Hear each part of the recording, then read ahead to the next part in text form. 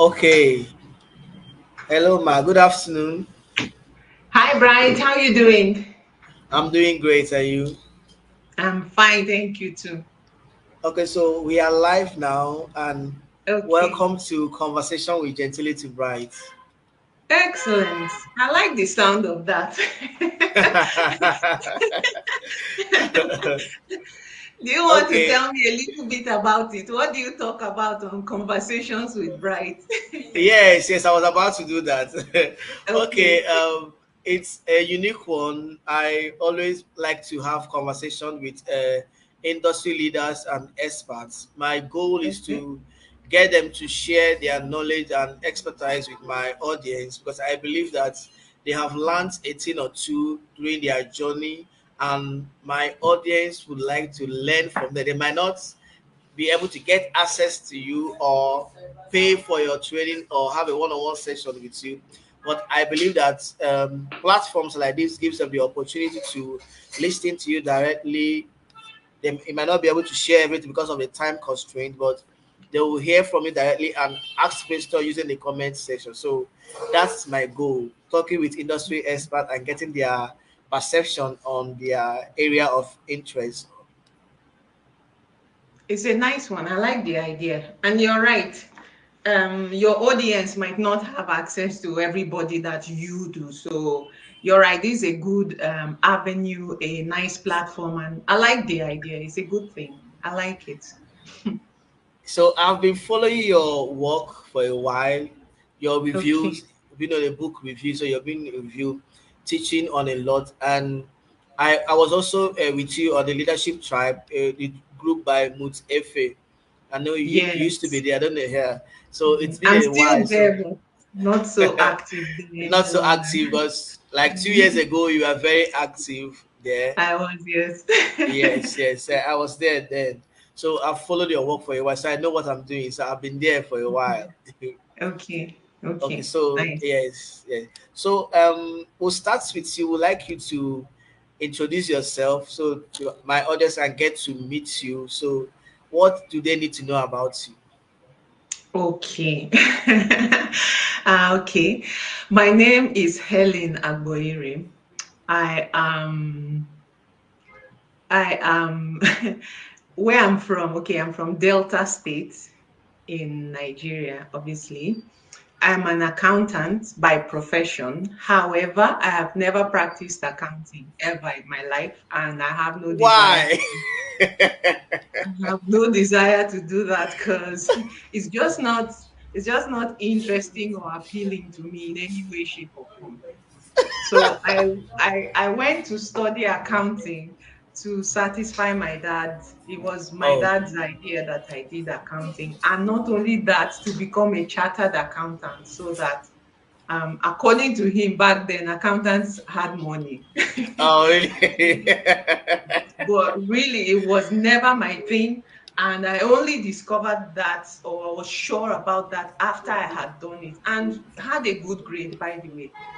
Mm. So I have no desire to practice. Anyway, I left school and went to work in a bank. Banking was not my thing neither, but banking was my first real job. So I did it with excitement for like 3 years and then I left. Oh no, I didn't leave. Sorry, I got fired. I got fired. So in my life, I've been Really? fired twice. Yes, I've been fired Oh twice. my god. So that was my first taste of being sacked. Twice. Yes. The next one, after the banking, I went to work in the oil and gas industry as a training school administrator. Now, that particular job I loved with my entire being because I found out I was good with people. I loved the interaction. I loved meeting new people, and I was learning something new. As in, the concept of safety was like, I had never heard of anybody making a big deal out of safety before. And here was I in the oil and gas industry, learning all about safety and teaching it to people as well. So I Okay. spent like nearly 8 years of my career there working in that school as the head of the school. And I loved it. But then, as things will have it, I got fired again. got fired. So off I went to pursue my dream, which has always been in my heart, and that's to have a PhD. But of course, I couldn't Okay. have a PhD because my first degree was accounting, HND. I did a master's when I left the place I was working. And since then, I've been doing a PhD, which is at its rounding up stages now. So before the year runs out, I should be through with my You're going to PhD. be Dr. Helen. Yes, Dr. H. So my Congratulations in PhD is advance. in business administration. Thank you very much. And my master's is also in business administration. And Okay. choosing that line of profession was strategic also because I'm interested in dealing with people. Basically, people are what make business and life, happen. So Mhm. learning to deal with people, talk to people, communicate, work with people, work with businesses, strategy, leadership, that's my kind of thing. So that's me in a nutshell professionally. Personally, I'm an easygoing person, very easygoing. I wear my heart on my sleeve. I am honest to a fault. Sometimes I think my honesty is my undoing because because mm, let me not put the cart before the horse. Whoever wants to know me should look out for me and just observe the way observe me and my modus operandi. But I'm an honest person. Integrity is very important to me. Professionalism, respect, these are values that I look out for in people and in relationships that I build. So that's me in a nutshell. Wow. Mhm. I didn't see that firing and firing parts. Firing, what do you mean? I mean, the job that you had to get fired twice. Oh, okay. Those are experiences. Believe it or not, Bright, those are experiences I'm actually proud of in a way. Because after having been fired 2 times, I met somebody recently who got fired from their job, which they loved with a passion. And I was able to be of help to that person. He's a mature person, much older than I am, but he was absolutely devastated for being fired. And I told him, you got fired once, and this is you, without undermining your feelings or anything. Been through it twice, and this was what I did to come out of this kind of feeling you're having. So I can talk to someone that is being fired now and help them.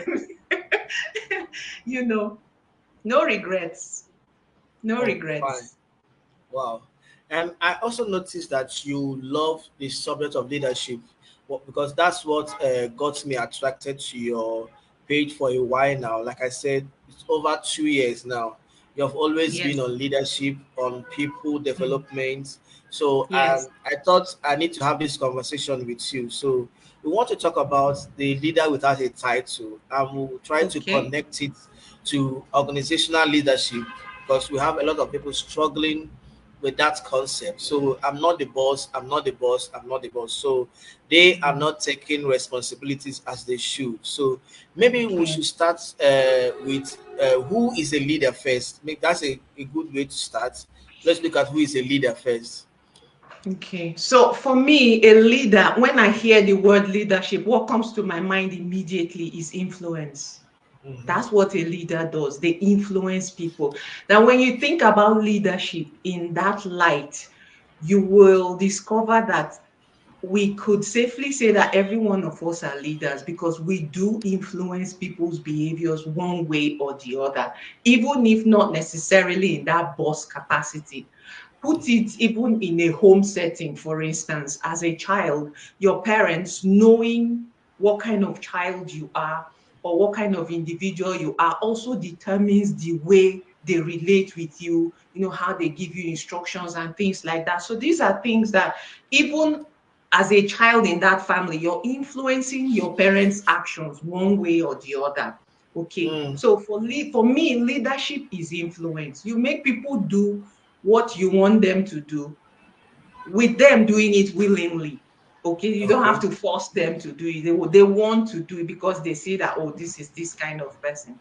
But if we want to take a formal definition of leadership, then I like the one by John Maxwell. So John Maxwell says that a leader is somebody that knows the way.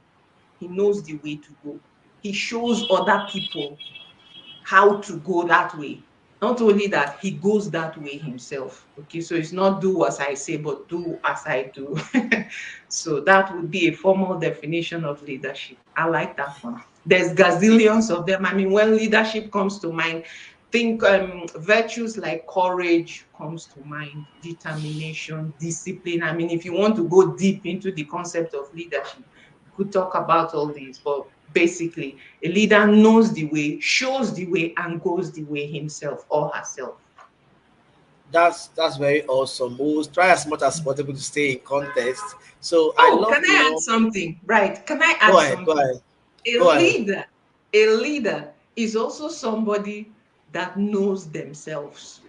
That's Mm, you know yourself in and out. You don't need anybody to tell you what you are, what your capabilities are. You are sure of what yourself, what you can deliver, what you can do.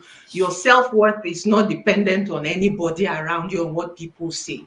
Okay, and I mm-hmm. have a little story to drive that home. There Go was ahead. a guy, it's a true story. There was a journalist in the US at a certain time. You may even know of this story, or any of our audience might know about it. And he was asking people at the airport, at Kennedy Airport, so what do you think is the most terrible thing on this earth? What's the most irritating? What's the worst thing you can think of on earth? And then people are giving him different answers. Some person said war, is a horrible thing, disasters, disease, poverty, and people were giving all kinds of responses. And then he spotted somebody in the audience, and that person was dressed in a monk's kind of clothing, these religious Asian people. Yeah. And he walked up to the guy and asked him, "So, sir," he asked him that same question. "What do you think is the worst thing on this earth?" And the monk asked him, "Who are you?" And he says, "Oh, I'm such and such a body. For instance, I'm Helen Agboire." He said, "No, that's your name. Who are you?" Mm, "Oh, I'm a journalist working for NTA TV News." That is your profession. mm-hmm. Who are you?" And then the guy said, "Well, I'm a human being at the end of the day." He said, "No, Yeah. we know you're a human being. We can see you're a human being, but who are you?" And the journalist opened his mouth and did not know how to answer that simple question. Now, but he realized where the guy was going. Who you are is more than your name, is more than "I'm a wife, I'm a mother, I'm a doctor, I'm a lawyer, I'm a teacher, I'm a journalist, I'm this and that." You are something more than that. You are something, you can use so many other adjectives to describe yourself. And if you don't know who you are, forget about being a leader. Because if you Mm-hmm. don't know yourself, you need to know other people as well. And you start with yourself. So that's also who a leader is. They know themselves in and out. So the leadership starts with you as a person. You need Leadership to know starts with yourself. you Also, unequivocally. awesome, awesome. That was great. That was nice. The story helps drive the points home. Okay, so we'll move, yeah, move forward a little bit. So we want to look at the concept of the leader without a title because this is a problem in our organizations today. At least I run one. I have a team working with me. So I know that some persons will tell you, I'm not the head of department. I'm not the leader. I'm not the boss here. I'm not this. I'm not that. But the challenge Mhm. is they forget to they don't realize that they are leaders as well. So maybe you can share some points on that. How do they recognize that they too are leaders? Okay, well, I guess that should start with it has a lot to do with the culture of the organization. I mean, if it's both ways, there's a responsibility on the leader with the title, that's the official head of the organization, whom everybody recognizes as the leader. And there is also a responsibility for the people that are being led in the organization, but it also has to do with the culture. Now, if the leader of that organization is all about profiteering, I'm all about making money in this business, I haven't come here to play, and then you don't mind stepping on people's heads, walking all over people in your desire for profit, then of course you can expect that kind of attitude from your personnel, from people who work for you, as in this guy is only interested in what he can get out of us. So if that's the case, why do I need to go out of my way to show any leadership quality or sense of responsibility, since this guy or this lady does not even appreciate who I am? Okay. So Okay. if that kind of culture of you put the people first in the organization before profit, people before profit, people, product, profit, the three P's in the marketplace. So you put the people first, people come first. Because if you don't value those who work for you, then don't expect any sense of responsibility from them. When you start seeing people say, is this my father's work? You don't be surprised, because you, as the leader, you you started it. In fact, I would say I would put this squarely on the shoulders of the leader if the personnel have this kind of attitude. And I will boil it down to one factor: lack of emotional intelligence. You don't know yourself as the leader.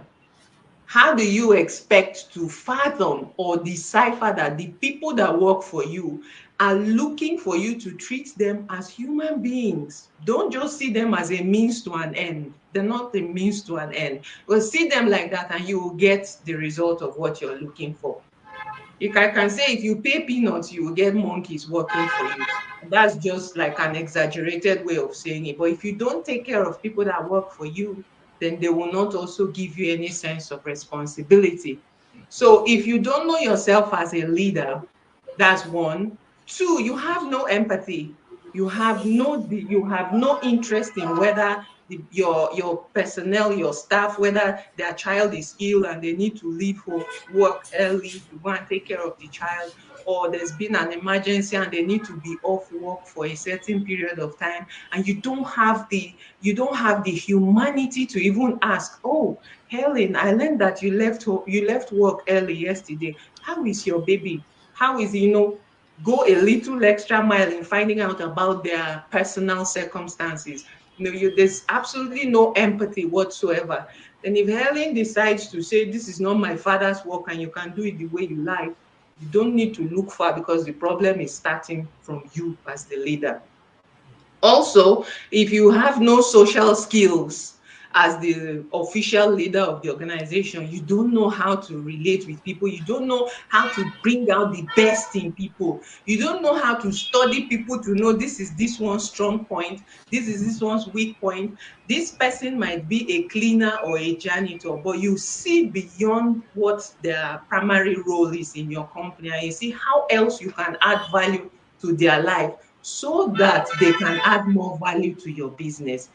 These are all skills that the leader with the title needs to get, so that the people working for them will also step into the role of owning the business along with you and work towards that. So motivation, there's lots of factors that you can talk about that will make people to own their role in a company. So whether I'm called the supervisor or the manager or not, I know that I'm responsible here. But why do I feel that way? Because my boss, my leader, treats me like a human being. It's very important. I can't emphasize it enough. You need to treat people like human beings, and then they will work with their whole mind for you, whether they are called a boss or a title or not. Oh, okay, that's awesome. So let's look at the ones that are following, the ones that are being led. Okay, so do they have a role to play in this? Haven't done all this, or maybe when they get all this from their leaders, do they also have a role to play, to step into that shoe, to know that they also are leaders and they need to take up the responsibilities in the organization? Okay, thank you very much for that interesting question, Bright. First and foremost, you need to understand that not everybody is interested in becoming a leader. Okay. So, if That's a if very it good one. there's people that run away from that position, and I give you an example.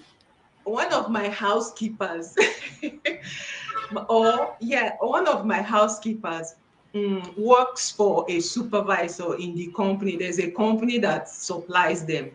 And then her supervisor did something and got suspended. So in the supervisor's absence, they told this my own housekeeper now come and be the supervisor while this lady is on suspension. She said no, although she accepted it because she had no option. She was telling me privately that I can't take this. I don't want it. I don't want the responsibility. Let them get somebody else to come and do this work. So not everybody wants to be a leader. Not everybody is aspiring to that position. We need to understand that first. However, leadership is responsibility. And if you want to wake up the sense of responsibility in the people that work for you, then I'm coming back to my initial point: treat them right. If you treat them right and give people an enabling environment in which they are free to speak their mind without fear of being punished, because I'm not saying what I'm saying against you as a person. I'm only saying my observation based on what is going on, maybe based on the work circumstances and all that. So if you want people to have that sense of responsibility, then create an enabling environment for them. Because if they feel hounded, they will not take responsibility for what they are doing. No, they won't. It also has to do a lot with the people themselves. How is their drive? Do Okay. they have any ambition to better themselves? Do they have any desire to influence people around them? Or are they bogged down by other needs? All of us find ourselves at different levels in life. For me, I may have covered my desire for shelter, safety, food, and all that, but somebody that is still at that level looking for what to eat, and I'm coming to tell you be responsible with X, Y, and Z, they will look at me like, what's wrong with this lady? She does not know what she's talking about. So we also need to look into that difference in we're all at different levels in life, and exercise that understanding with those who are not where we want them to be. Oh, okay. This has been a learning process for me, and I hope my audience are learning as well. So I love the fact the place you talked about understanding what their needs are at the moment, because they Mm. may not, they might have their own personal goals or personal needs, and you are trying to make these people leaders, and they don't have any interest in becoming leaders whatsoever. You know, Uh, if someone does not have that ambition, then you can try from now till the cows come home and nothing is going to happen. If that drive is not coming from within you, then it's like a goal or a desire that somebody is enforcing on you. It may work for a while, but it will work mechanically, and with time it will fizzle out. But if something is coming from them, from the followers, from the individuals themselves, I mean, you won't need a prophet to tell you that, oh, you need to encourage this. You will start to create enablers for them to give their best, because it's coming from them. But if they okay. don't have it, there's something I want to say, right? You can wake it up. You Mm, I can was I, wake up I that. was I was coming to that. I wanted to know if is there something we can do to wake that up. Yes, there is, and it comes back to the culture of the organization. Who sets the culture? Is the boss, is should I say, like the owner, the person that is driving the business, the person with the vision, the future Okay. vision of the company. You need to set enabling environment. First of all, you need to know who is working for you. You need to understand them. You need to know everybody's capabilities. Don't ask Helen to do a job where you can see that she will be uncomfortable doing it. If Helen is somebody that doesn't like to speak in the public, but Helen can read volumes of material in with high speed like this, give Helen work to do that suits her kind of personality and that suits her strength. Don't put a square peg in a round hole to make yourself look good and to make that person look stupid or look like a fish out of water. Okay, so study your staff, know their strong points, then help them build up those strong points. Don't see that if you build this person up, they will leave your work and go to your competitor. No. If you treat your people right, they will stay with you. Not only will they stay with you, they will give you their arm and their leg. They will work with their whole mind for you. I'll tell you something, the place where I worked for nearly 8 years, that I told you I really, really enjoyed. People thought that I was working for my dad because there's a kind of physical resemblance between myself and the owner of the place. And I always never corrected that impression that I'm working for my dad. They will ask me, how is your dad? I'll say, oh, he's fine. Because I was so diligent and I took the place like my own. Everything I did, I gave my utmost best. I learned, I practiced, I went over and beyond. And people thought I was working for my dad. It was when I left, I said, that's not my dad. Oh, don't let my dad hear you say this. So that's it. Enable your staff and they will give you the best. That's awesome. Okay, I want to ask this quick question so that we'll be sure that we're on the same page. You've given us some points how we can awaken these things in them. I'm also thinking, or I'm asking, can we, Mhm, since these people, okay, this is not their area of interest, this is not their area of expertise, this is not their mhm. the kind of jobs they like to do. Can't we do something to make them, whether should I use the word fit in or become good in other areas that they might not necessarily be interested in? Can we do that, or we should just develop and work with them in the areas that they are interested in? No, you can. And this has to do with there's something called management by walking around. So, and when you walk around in your organization, you're not just working with the air of the boss, like, what are you doing? What are you? No, you're walking around and you're interacting with your staff. May not necessarily be anything formal. It could be an informal kind of gist. Let me put it that way. Small talk. Out of small talk, you will get clues on what this person's strong points, where you can develop them. Then you can call them one on one and have a chat with them. What do you think if we train you in such and such? Would you be willing to give your best to the company in this capacity? And you will hear from them. You will see the eagerness and the excitement with which they will respond to you. Why are they responding like that?